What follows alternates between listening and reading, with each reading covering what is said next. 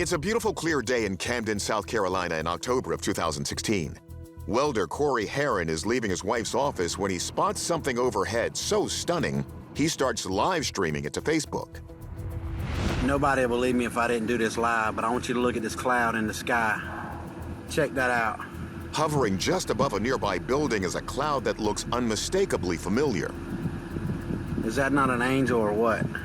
Look, I mean, you can almost like see a face. It also appears to have large, perfectly symmetrical wings.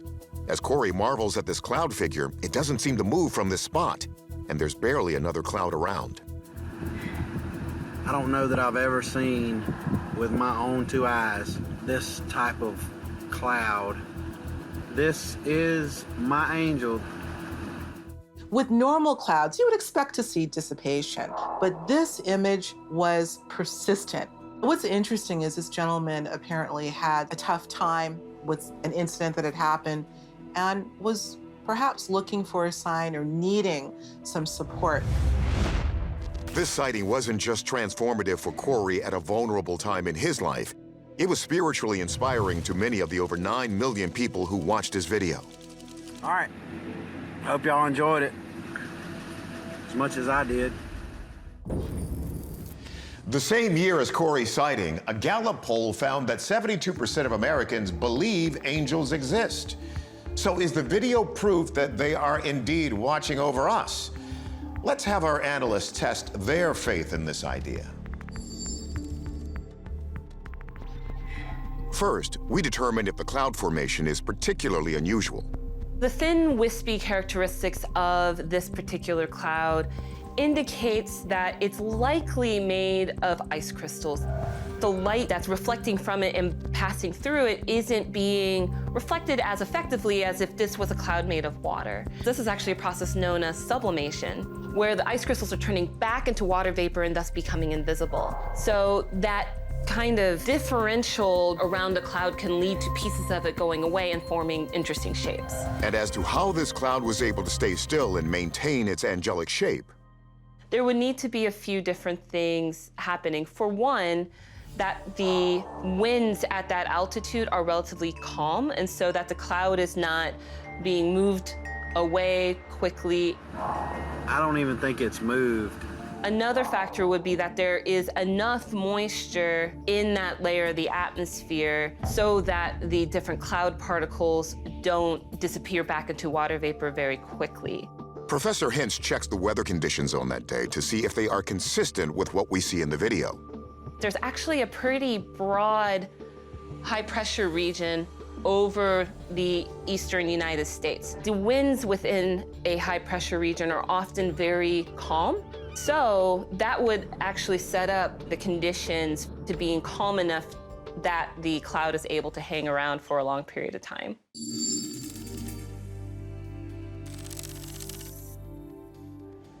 Our verdict? This sighting was a naturally forming cloud. But it is not our place to say whether it was caused by divine intervention.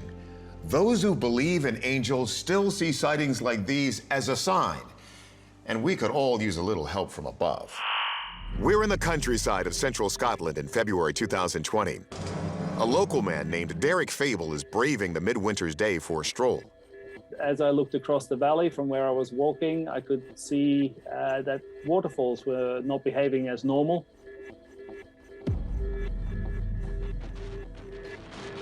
Derek zooms in on a waterfall named Jenny's Lum. It's not doing what waterfalls typically do, which is fall. It's defying physics and the laws of gravity and flowing upwards. It's really weird. You can see as we zoom in, the strange reversal creates an effect that looks almost like rising smoke. Lum is the Scots word for chimney, so it is really awe-inspiring. It's tremendously fabulous to watch. So how could this waterfall be defying gravity? Perhaps there's some invisible force at work here. Folklore suggests a mischievous, far-fetched source. Fairies. Campsie Fells, the area in Scotland where this waterfall is located, actually translates to Crooked Fairy Hill. Apparently, in Scottish folklore, every loch river, waterway, and well had a name and a ferry that protected it. Could it actually be that fairies are messing with the water to protect their home? Apparently, ferries in Scotland can be nice, or they can be not so nice if you don't treat them well. These are all fun stories, but before we get on board with the fairy hypothesis, can our experts figure out what's going on with this inverted cascade?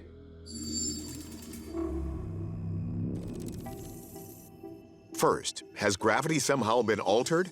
Physicist Michio Kaku notes that while gravity does vary from planet to planet, depending on their diameter and mass, if Earth's gravity reversed, we'd notice. Maybe gravity went backwards and things began to fall up. If so, not just the waterfall, but everything should have fallen up. The entire Earth, the orbit of the planet going around the sun. And so the idea that you could somehow turn off gravity, reverse it like a light switch, no, gravity is not like a light switch. Gravity is what holds the universe together. You turn it off, and the universe starts to come apart. If gravity is still intact, could this strange phenomenon have something to do with the weather conditions on that day? If we look at the surface winds through this area, you can see that many of the winds all throughout Scotland were upwards in this kind of 25 to 30 knot wind range, which is a pretty healthy wind speed, especially if you're talking about a waterfall that doesn't have a very high flow rate. Jenny's Lum is what's known as an ephemeral waterfall, which only appears as runoff after a heavy rain. Since it's not connected to a permanent river or stream, the volume of water is much lower than you'd see in a typical cascade. Due to the low flow rate, Hin says these strong winds could explain what we're seeing. The high wind speed did seem to be strong enough to counteract the gravity of the waterfall. Winds, when they interact with water, can create aerosols. Think of a perfume, spray it in a room, and you find that these little droplets of aerosols float. Why? Because their density is near the density of ordinary air, and so they float in the air.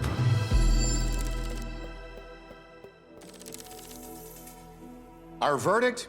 Unusually strong wind gusts from a winter storm are causing the water from the falls to turn into vapor and spray up and back rather than down. November 2015. Just a typical day of rush hour traffic in the Chinese city of Xingtai. Then this. Take a closer look. Two vans jump in the air and appear to suddenly defy gravity. The van topples over as it hits the ground, and nobody knows what happened. It's totally freaky, doesn't make any sense. But it's not just the laws of gravity that seem to be bending. In July 2020, a photo surfaced on the internet that shows the impossible. Now this one really is weird. One of the girls, her facial expression in the mirror is different from her actual facial expression. Something like this can't be real, right? What is going on here? Has reality suddenly gone off the rails? Physicist Dr. Michio Kaku explains that some believe it's proof our world is actually an elaborate computer simulation. The fundamental premise of the simulation theory is that there's a mysterious, super advanced civilization that runs computer programs to simulate reality itself. They can create a world that's totally fake. How would an alien civilization be able to generate our reality with such detail? Maybe we only need to look to our own technological advances. In the 70s, we were playing Pong on a black and white TV. Now we have virtual reality. If we are capable of this kind of technological advancement, then an alien race that's millions of years, ahead of us could create simulations that we can't even touch yet. So when a car mysteriously jumps in midair or a mirror shows a wrong reflection, simple, it's a glitch in the alien's computer code. Not everything you see is always working the way it should. The computer's frozen, and some people perceive this phenomenon as proof that this is a glitch in the matrix. Now, if you believe we're not alone, and you believe technology advances exponentially, it follows that an alien civilization may well have evolved to the point that they're running lots of big simulations, and we're living in one of them. But are these images proof or not?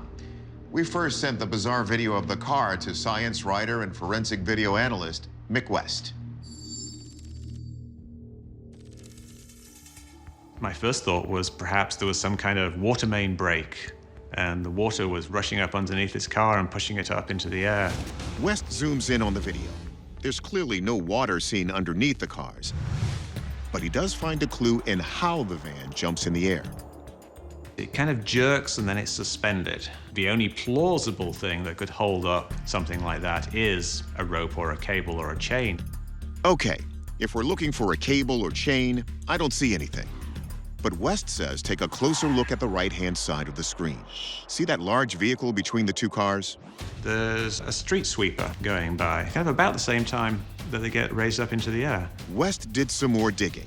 Turns out this street sweeper is the key to the mystery. What actually happened was there was a cable lying on the street, and this cable got tangled up in this street sweeper, and it pulled the cars up into the air. And because the video is very low quality, you can't see this.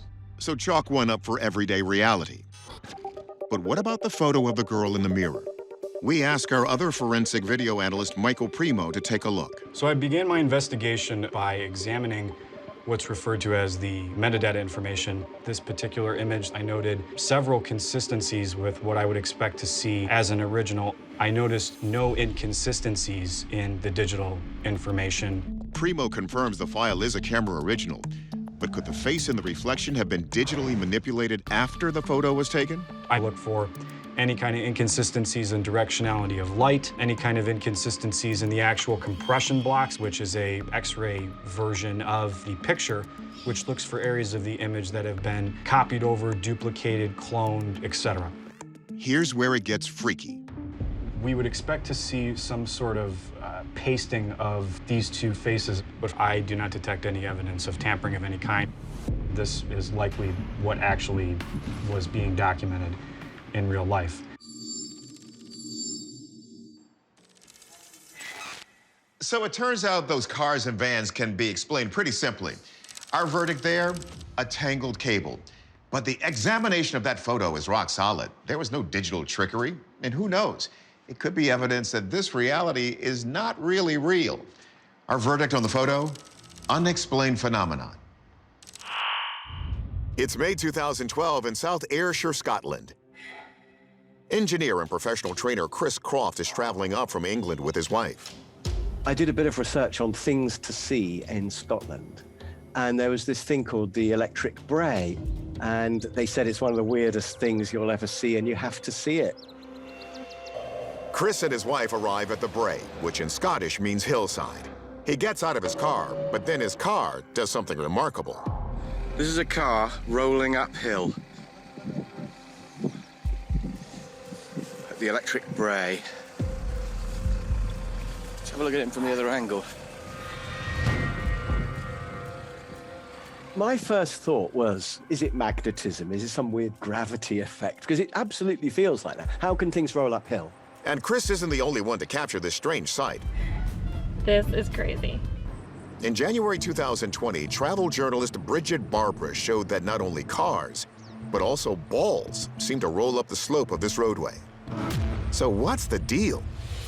The sort of notorious name electric Brae comes from the fact that many people who have witnessed this sort of anomaly feel that it had to do with electricity being installed in the area. They started to wonder if there could be some electromagnetic field that's moving objects up this hill. So let's take another look at this car rolling uphill. The camera catches it from multiple angles, and it seems clear that the car is going up the slope, contrary to all the known laws of physics. We don't have Sir Isaac Newton on staff, but let's see if our experts can figure out what's going on here. If it was magnetism that was dragging the car uphill, it would have to be tremendously big and huge. And we don't see that anywhere. We don't see a gigantic magnet pulling this object up. One experiment suggests a magnet would need to be 6 miles wide in order to pull a small car up a hill. And physicist Dr. Hakeem Oluseyi says there's another problem. Not every object that's moving up the road is made of metal. A ball is not made of metal. It is not a conductor. Our physicists believe the explanation of this strange video lies not in electricity, but in geography. We judge our orientation on the planet Earth by looking at the horizon. But the horizon here is not flat. It's tilted. As a consequence, the brain could become confused as to what really is horizontal. And perhaps that's the key to how you can ride something uphill. What appears to be up and down is all relative. You can get fooled, you can get tricked. The slope of this hill is very slight, rising only 17 feet over a quarter mile. This gradual slope surrounded by the unusual landscape leads to the confusion. And Chris says it can be hard to switch your brain back around.